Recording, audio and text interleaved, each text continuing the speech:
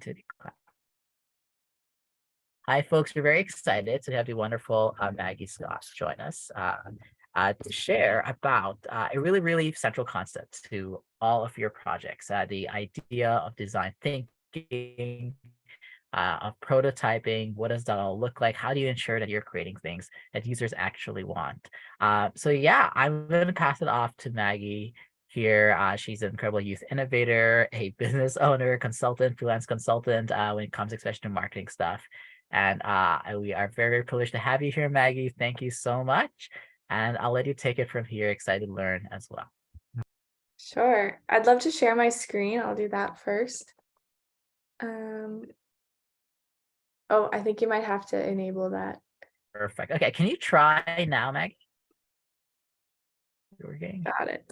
Awesome. Awesome. Thank you so much. Okay. So I'll just give you a little bit about me. So I'm currently studying communications and marketing at Toronto Metropolitan University. I'm living downtown in the metropolitan of everything.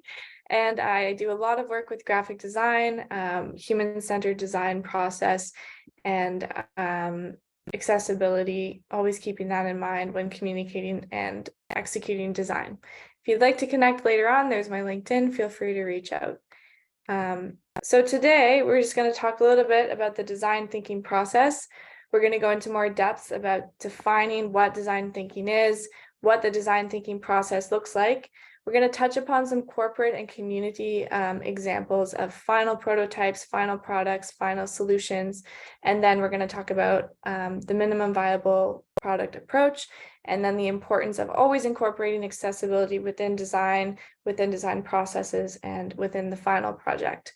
And then I'd love to have a discussion at the end if there's any questions, any ideas, comments to kind of throw out there. So to begin, design thinking is an approach that's used for practical and creative problem solving.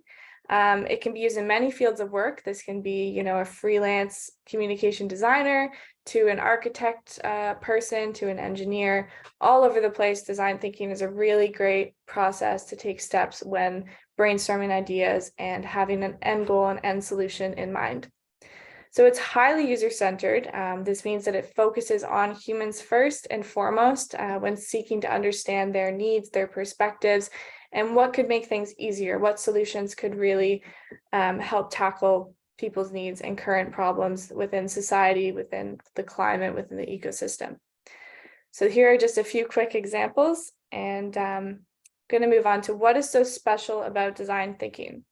So the really neat thing, the most significant thing about design thinking compared to other ways of thinking, other ideation processes, is that it seeks to challenge assumptions, redefine problems, and identify alternative strategies and solutions. So rather than the first idea that might pop up in your head, taking that to the next step of an end goal, an outcome, or a solution, the design thinking process really involves brainstorming, collaborating, hearing other perspectives, really doing that initial primary and secondary research to understand the problem that you're trying to solve, while also challenging, social norms, maybe challenging what in the past has been considered a solution, and brainstorming about new solutions. So it's a really neat approach to that. And a really great way to kind of dive into design thinking is asking a few questions. Oh, we have someone else. We want to admit them. Yes. All right. I think we have admitted. Hi, Gaitra. Welcome. Oh, yes, that's wonderful. Yay. Okay. Got more people. Hi, Gaitra. Hello. Hi. Hi. So we're just talking a bit about the design thinking process. We're just going to jump into some questions that stem around design thinking. Sound good? Sounds awesome. I'm looking forward to it. Awesome. Okay.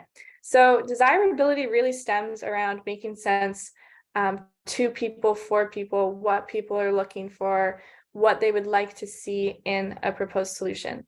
So that's one really key aspect when kind of shifting into a design thinking mindset. And then jumping into the viability side of things, which is what is likely to become a sustainable solution, a sustainable organization, a sustainable end goal, and can you do it?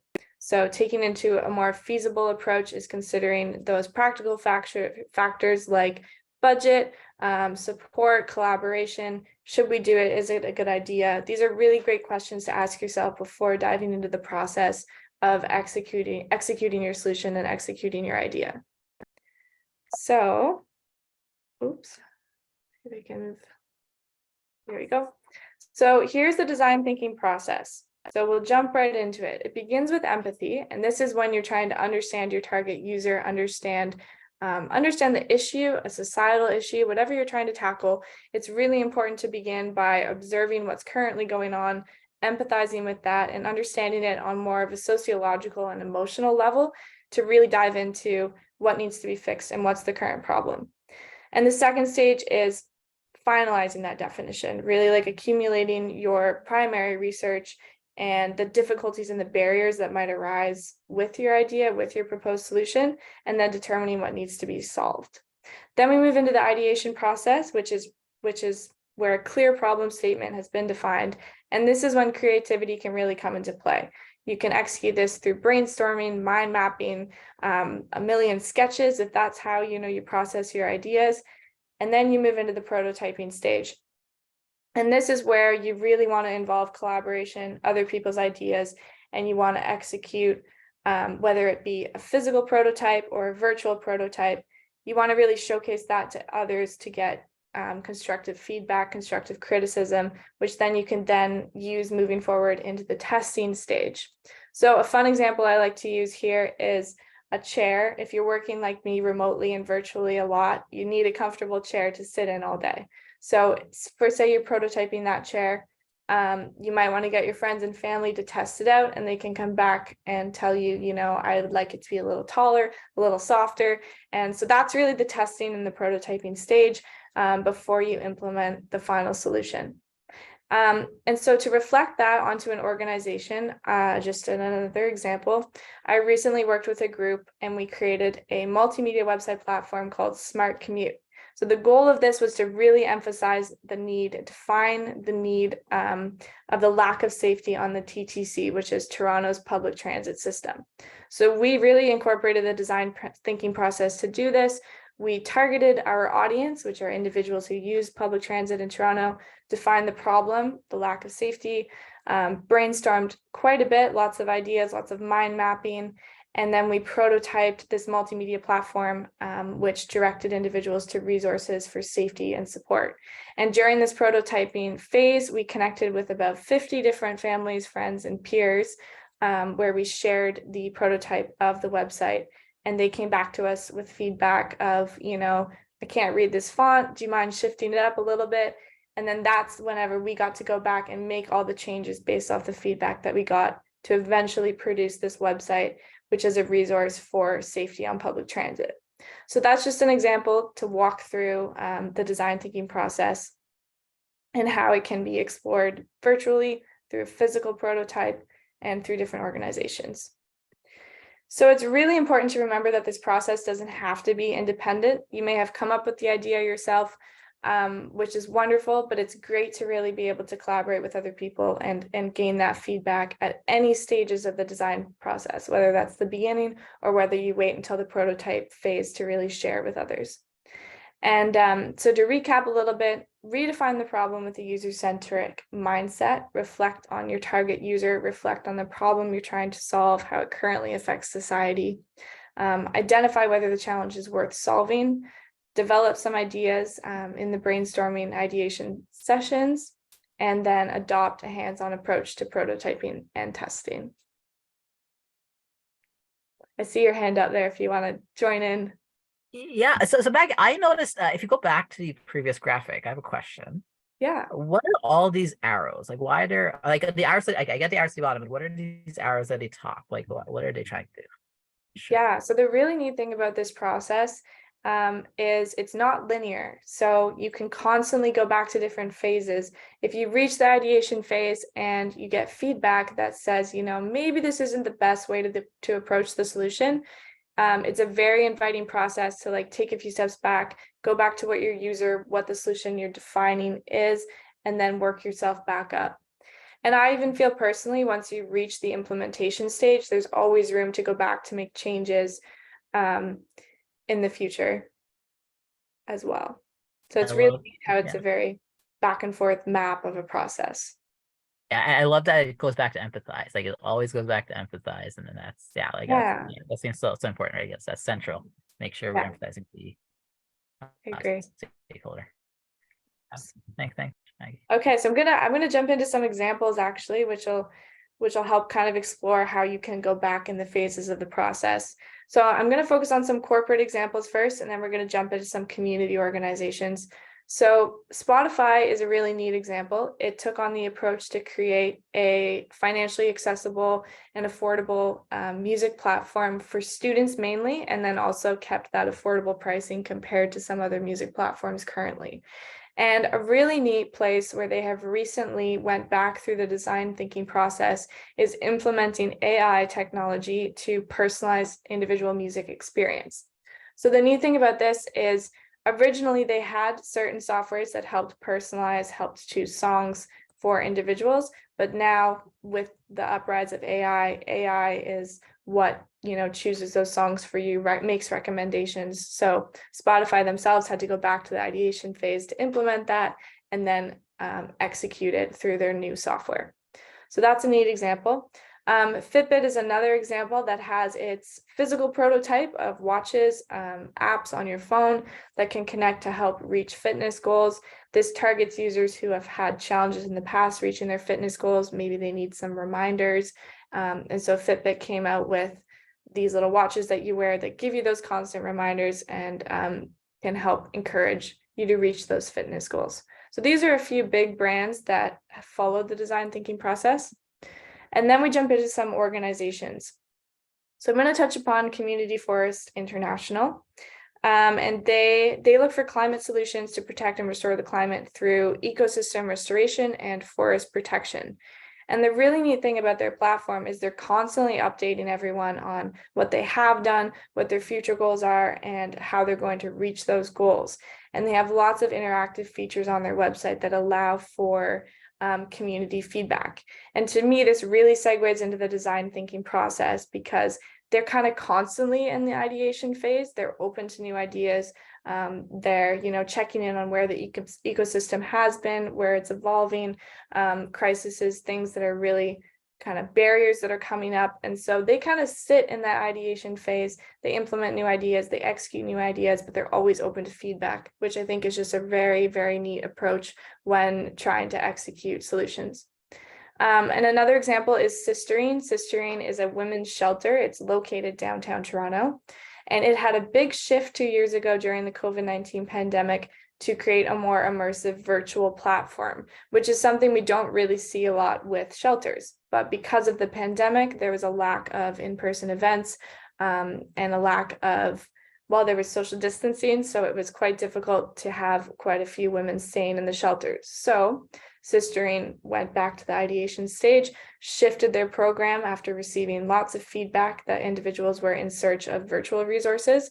And now they have multiple workshops, they have helplines and lots of things like that, which they have executed to help those users. So they've empathized with those who needed virtual options rather than just in-person options, brainstormed how to execute that, and then have now executed that. So those are just a couple more examples of how the design thinking process can look. And then I'd love to ask a question if anyone would like to contribute. If you can think of any other examples of products or organizations or things you see on a daily basis that you think have kind of taken into consideration that design thinking process and design thinking approach.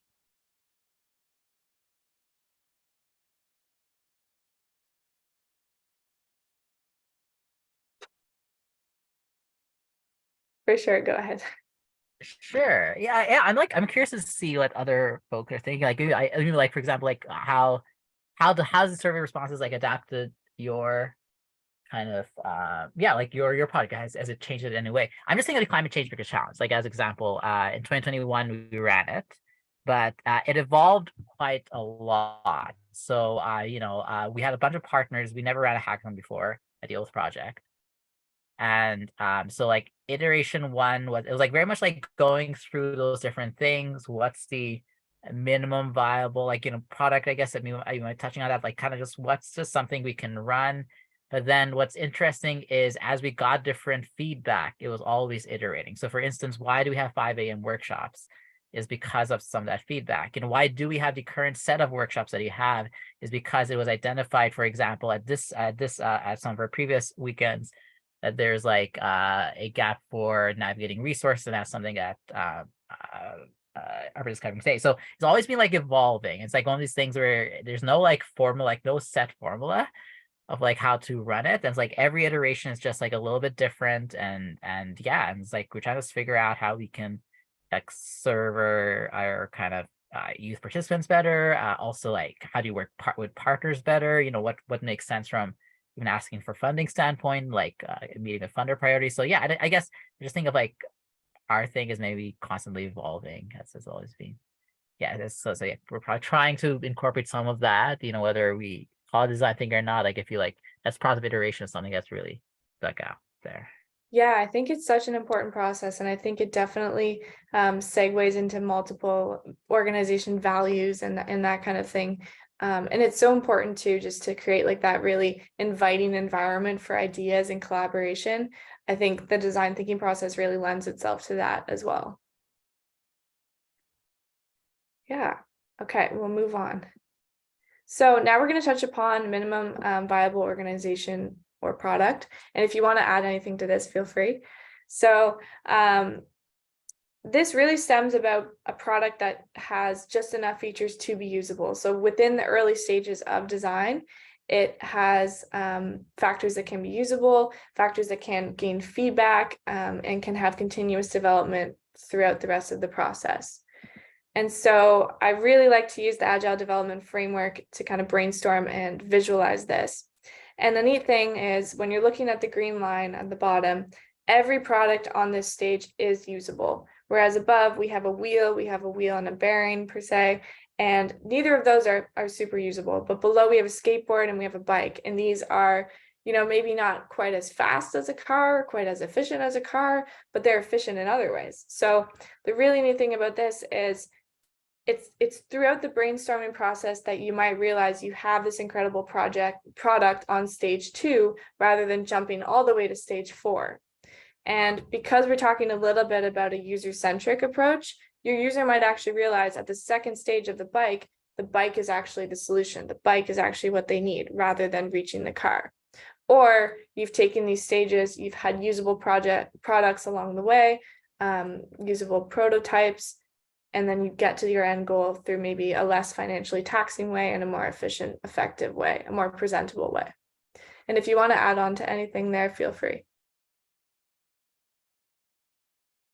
Yeah, I really like this is one of my favorite graphics. And yeah, I mean, I think it's just such a good example of, if you were to try and make the card like as like from the first place, it's going to take you 4 years versus, you could still help your stakeholders and know whether they even want a car, by kind of taking that other approach. So for example, it could be that instead, the next stage from a bike is actually going to be like a tricycle or something. It's going to be a bike thing with a wheel, right? You don't really know what the next stage is until you work with them and different things come up. I see Guy has a question, so I'll yeah. Hi, good night, Maggie. Congratulations on your apps, by the way. I just wanted to, it's not really a question, it's more like a statement, and maybe you guys can give your opinion on this as well. When you show this process, it makes a lot of sense. However, when I think about something that is maybe affecting the world and, well, the Caribbean specifically, and that is AI, right? We've jumped ahead to trying to get the car before we start to get the little part working first. So that's a problem that we have here in the Caribbean.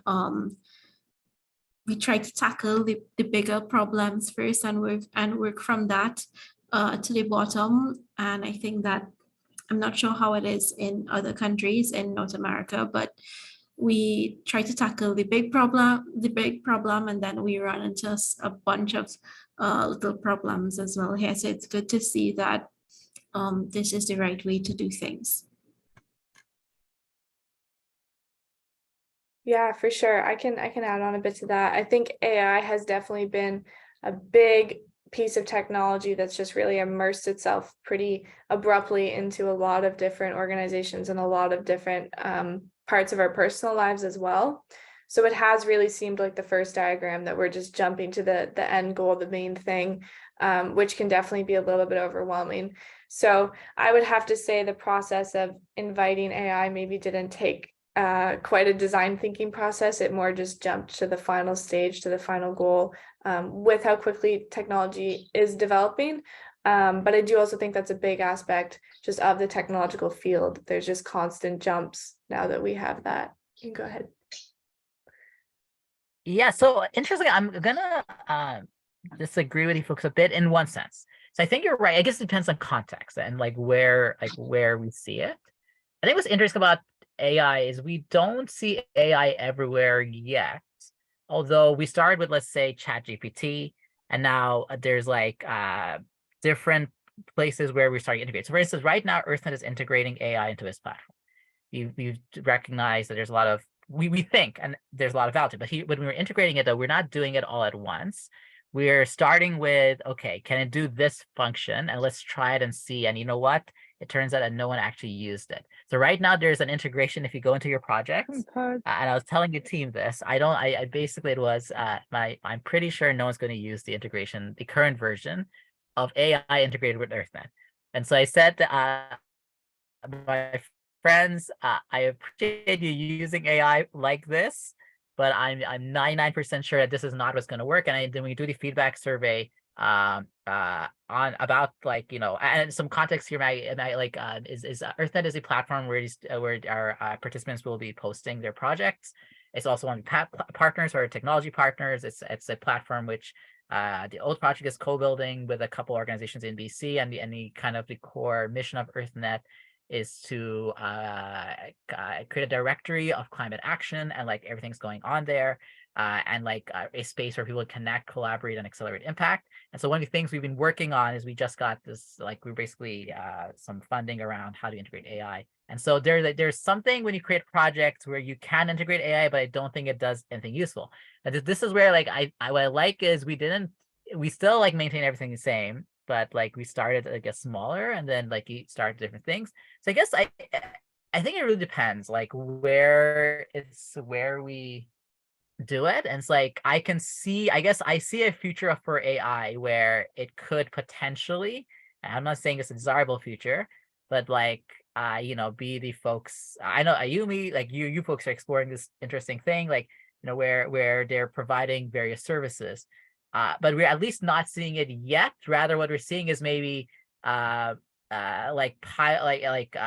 different service providers using AI before they become obsolete or something. You know what I mean? So it's kind of like we didn't immediately go from flying with no like driverless to drivers when it comes to rather it's like I'll use planes for example. Like right now with planes, technology is well developed where you can do 90% of flying without by just pressing some buttons. But like I guess we've seen like that kind of go step by step. We didn't say we're going to implement technology completely. We said we're going to fly this part completely, but then landing needs to be the pilots, and then they've moved it. So I feel like there's some examples where it has been these bottom. There's also some examples where people I've also seen where it's just like, we're doing it, folks, and you're like, no, that's not what people want. So I'm really, Gage, I'm just curious. Can you share a little bit more about what the Caribbean is doing? Because I feel like maybe that's where, and I feel like there's so many examples in Canada, to your point, Maggie, where I'm also seeing people are just putting it out there, like this is the solution, and here's the car, and you're like, no, we haven't even done the skateboard yet. So like maybe like if you go to have examples of the bad side of AI, I was like giving some good examples on your side, So essentially, a lot of the technical personnel have been using AI for quite some time in really specialized projects. However, specifically when ChatGPT came along, that's what blew up. So everyone is now thinking that AI should look like that, and if it doesn't, then it's not AI, or it's not worthy enough to be considered AI. So that final product, I don't think that there's a connect for them to understand that that took a while to build, for that type of programming and stuff to take place. And of course, there would have been a lot of prototyping and so forth, right? But all most people see is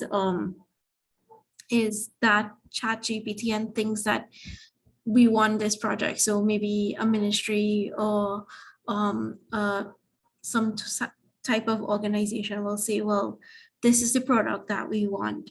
And even when that product might be produced, it's not maintained properly as well, so that there are updates and things like that. So that is where persons in the Caribbean, I feel, falling short there. A lot of them are aiming towards moving towards these big projects and not, understanding that for it to be fully integrated into society, it has to be able to tackle our everyday problems first and foremost. And so I think that a lot of technocrats in the Caribbean are trying to break away from that and try to use AI more and more within their own projects to sort of be able to solve problems. And actually, we used AI in our Geo AI in our solution that we're putting forward for the competition. So yeah, we're trying to use this technology in smaller, more relatable contexts and put that information out there, so that if you do a Google search in a particular country or for a particular project, you can see that it's being used in smaller projects and then get a better understanding. There's that, and then there's the other extreme where persons do not believe in AI, do not believe in technology altogether. So it's kind of two extremes that we're dealing with here.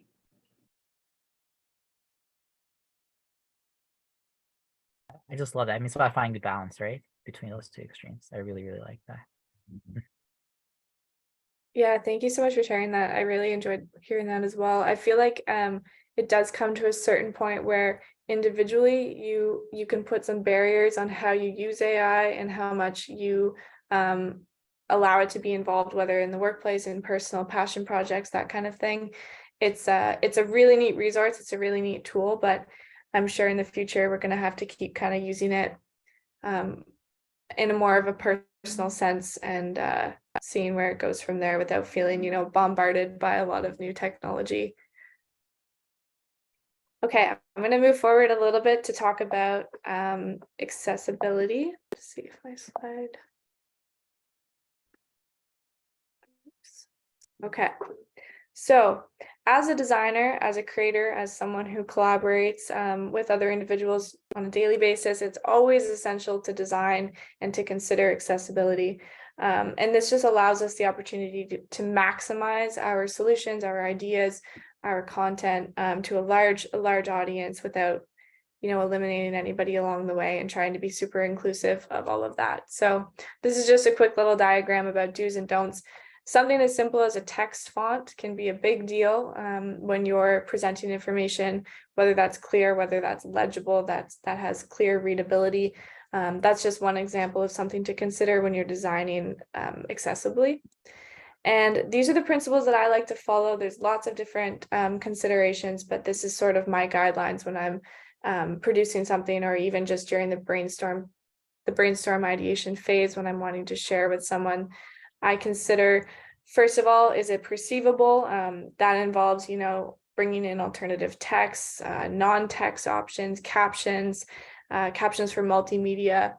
Once again, with AI, with lots of graphics, with lots of technology, sometimes that can be very bombarding when you first see it. So it's really important to have those alternative text options for some clarity, for some clear readability. It's also really important to consider whether it's operable. So this can be, is it functional on a keyboard? Is it functional on a mouse? You have to really consider that other people might be using different pieces of technology. They might be in different time zones. So it's really important to consider that not everybody is looking at your material through the same lens. And this can also be from a physical aspect, a physical object, physical prototype. It's also really important to make sure it's understandable. So readable, understandable, using keywords, using repetition to make your content memorable, and then also keeping things very universal with language within your field and very just direct concepts and terms that are very readable. Avoiding, spelling mistakes, that kind of thing, to help with clarity as well is really important. And then lastly, robust. So this is, again, maximizing compatibility with other softwares, other pieces of technology, other computers, screens, and presentation pieces. So those are just a few aspects that can really help you when you're planning and incorporating accessibility within design. And then it's also really important to consider specific design elements and just how to execute your solution for a universal audience as well. So for the Climate Change Changemakers Challenge, there's 3 things that I really want to leave you with thinking, that might be helpful to implement when you're introducing your solution, introducing your ideas. And that is passion, collaboration, and consideration. So clearly, you're here, you're interested because you're passionate about an idea, about a solution, and try to incorporate that passion, bring your unique background, your perspective in on things, and then accept collaboration, accept feedback, accept ideas, and that might change your perspective, that might help you reach your end goal. And then always considerations, and considerations brings in, again, discovering new solutions, looking at what has been working, what hasn't been working, and then bringing in current events that might influence your final results as well.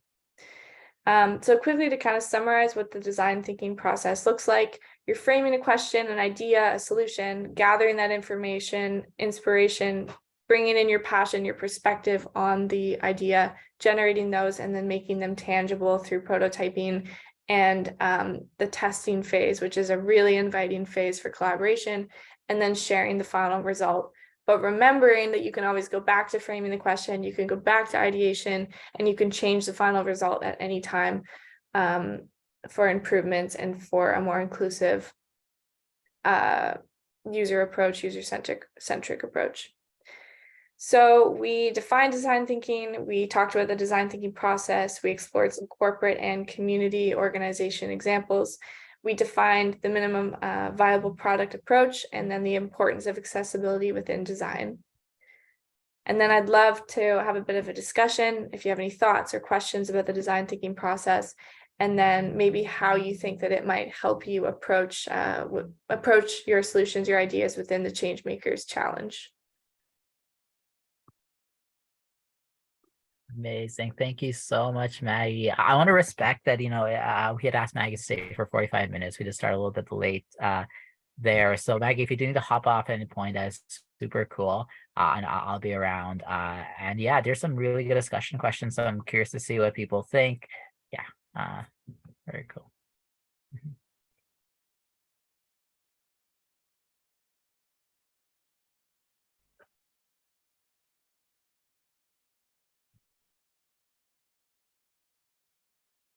Yeah, go ahead, Yumi. I'm still not sure about what minimal viable product means. Yeah, do you want to touch upon that first? Well, sure. I mean, Maggie, I love that slide you had. I can showcase that slide. There, the one with the skateboard. I think this. Okay, yes. So, and by the Gigathon Challenge, if you folks get a chance, incredible organization. And this is I mean, this concept has been there for a while, but they've got some. They kind of package this really well. And they kind of challenge different communities to explore how are you going to get a gigaton of carbon out of your atmosphere. And it's just a very cool organization. I'll put the link in there. Anyways, what's interesting in both of these cases, Ayumi, there is a problem being solved. The problem being solved is I need to get from point A to point B. This is a transportation problem. I guess, fast, or you need to get there fast, right? All of these solutions improve on the status quo of someone just walking. So skateboarding gets you a little bit there, biking gets you there, all that kind of stuff. Now, to start with building a car takes a long time. In the context of a hackathon, for example, it is not realistic for you to build a car, right? So if you come with, I'm going to have a fully developed website with all these bells and whistles, and it's going to be this and that and this and that, that's great. Something I see what people do is they spend so much time in the solution. They don't even talk about a problem. They don't do what you did, where you ask people questions to know, do they even want a car or do they want a truck? Right? We haven't asked that question to know what the end result might be, or maybe it turns out it's something else completely. So we start with a skateboard. So what's that, for example, in a software context? In a software context, it means you don't need 20 features. It means you start with one feature. You test it out. You test it out and you realize it actually turns out that users didn't use this feature, but they used this one. And this one wasn't the main feature we thought was important, but let's actually work on that. So I think there's a story of Instagram, and I can't forget the company, but they started as something around selling wine. But it was interesting is of all, like they had this wine selling site, but it also had one feature where customers could send pictures to each other. And they found, it was really interesting, is what is the one feature customers used? They didn't really want to buy the wine, like I guess they went elsewhere, but it was they like to send pictures to each other. And so they built on that feature. So the idea there is you don't want to have all the features there. You start with your core ones, like your main ones, you test it out, and then you iterate a bit, and maybe you add another feature, iterate, add another feature, iterate, add another feature. And you're always going back. I love that diagram, going back, revising features. Maggie, am I capturing is that, what do you think? I mean, am I capturing maybe the idea the right way? I feel like that does capture it pretty well. I had a few little points here. It's really, yeah, just about like all of your features being just enough usable, like they're not necessarily perfected, but you can test them out, you can get feedback on them, which helps you reach that end goal rather than just jumping straight to the end goal and trying to perfect it. Because definitely a lot of the time you will find that there are flaws in the product that maybe need to be shifted or adjusted, or technology that needs to be updated even, or worked on and changed. And so when you're stuck with the end result, maybe you've invested a lot of money, invested a lot of time, where you could have caught yourself a few steps behind. So it's trying to like minimize your approach for efficiency, effectiveness, and lessen the risk of that end result maybe not being the perfect solution. So Yeah. it's just make the basic that works. Then the agile development is that you iterate, then add more features, then close to complete. Yeah, if I can add, I'm gonna so what often some is called the opposite of agile development is the waterfall development model. And so people when in the kind of as stars became more of a thing, there was a distinction made between some people, like there was some software that what they did is they released after a year. They would build and build and build, and they would release like a really big product. And so, for instance, it might be like, okay, Microsoft is building some kind of new program. They're gonna launch it in 3 years, and they're building and building and building and building and building and then here's the big software. Here's the big feature. So the idea of waterfall is you build and build and build and build and build, and then waterfall, right? Like it's all at once. All at once versus idea with agile is this kind of a cycle. And so like that cycle that Maggie had. It's kind of a cycle where you build, it's kind of like a small cycle, and then a bigger cycle, and a bigger. So you build and build and build more features, but instead of like releasing all at once, you release it while you build. So you're testing while you're building, right? You're testing to see if people like this. So for instance, with EarthNet, there was a question of why are we posting products on EarthNet? A part of it is we are testing. We are currently in a testing phase, where as we're building, we are testing to see is our new project development framework kind of working for people who actually have projects. what we and then yeah, and then we'll get some feedback. We're going to notice perhaps how many people actually use the AI generated suggestions. Okay, not as many people as we thought. We spent a bunch of time there. So we need to improve on AI generated suggestions, or maybe remove the AI because it's not bringing value, right? So like the idea there is, instead of like being like, hey folks, come back in 2 years and then release it, it's we are like exactly like this thing, right? We're testing, then we come back. That's why there's all these circles. We're testing and we come back. We're testing when we're prototyping, and then we're re-ideating again. And what's also interesting is part of the reason why you don't want to wait 2 years until you release something. And there's a lot of people who sometimes make this mistake where they want the perfect software and they wait 2 years to release something. Is in 2 years' time, the variables may have completely shifted, right? And like people's interests change, the situation change. It's no longer relevant software. So yeah, does that make sense, Ayumi? It's about just test a little bit at a time. Like if you want to summarize there. And again, I love Mag. Maybe you can share about the diagram a bit more and how it relates, because yeah, I think it's such a good diagram to illustrate this.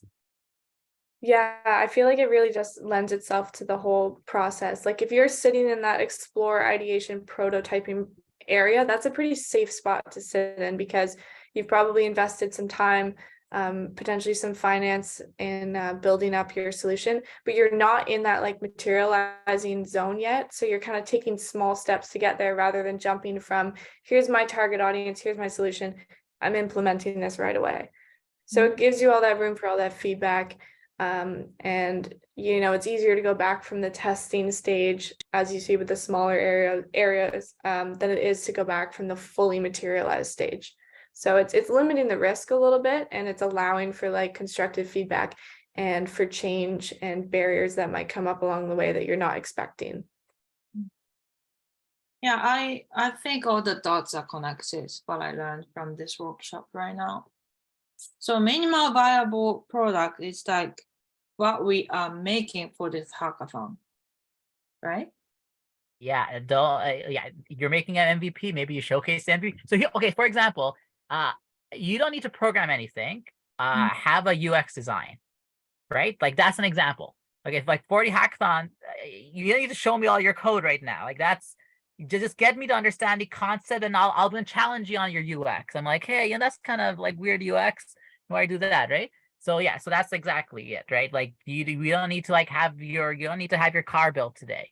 Just work on your skateboard, and maybe have an implementation plan of, this is what I think. We have an idea that this is the car that we might want to end up at a car, and there's an implementation plan. But guess what? The implementation plan is iterative and it's evolving and all that kind of stuff, right? As variables change, right? So you might have an idea of where you're going to go, but it's going to change a lot. And for the beginning, just start small. Start with some UX drawings if that's what you want to show. Start with just like your minimum thing, or just like a very basic app. Start with a web app. Sometimes I recommend people start with web apps, because web apps are easier to program sometimes than let's say other apps. And again, you can apply that in multiple contexts. If it's a engineering solution, start with a drawing before you build the thing. Like yes, last year's winners, they didn't build an architecture solution in Pakistan. They had some drawings that they had. I talked with a whole bunch of stakeholders to validate their need. Right, you know what I mean? Like, yeah, just start small. Yeah, I think I understand.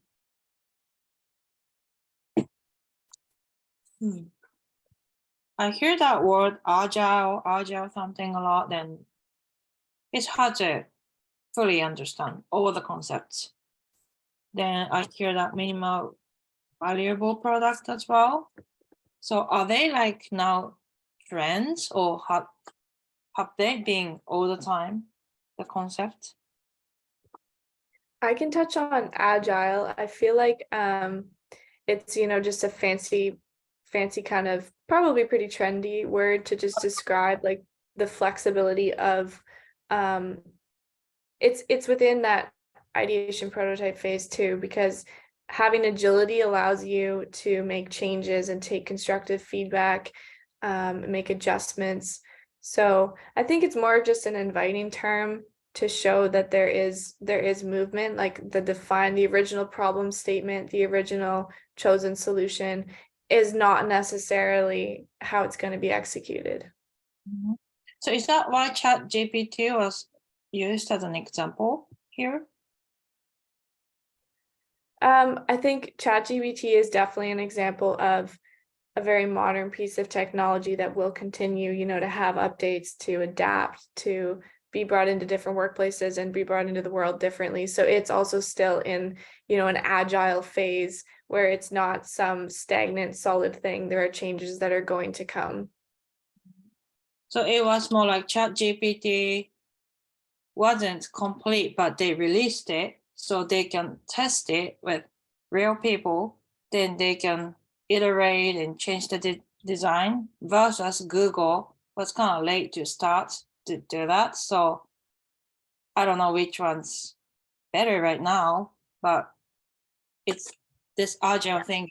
That's such a good example. So there's some research on, like, Google folks are also working on. They had in many ways the original folks who were exploring this AI, but then one of the challenges was we were waiting for it to be perfect, right? And you can see there's a lot of critics of ChatGPT. You enter some commands and it gives you irrelevant stuff, but also gives you some relevant stuff. So you can see it's like, look, I don't want to be like, this is, there's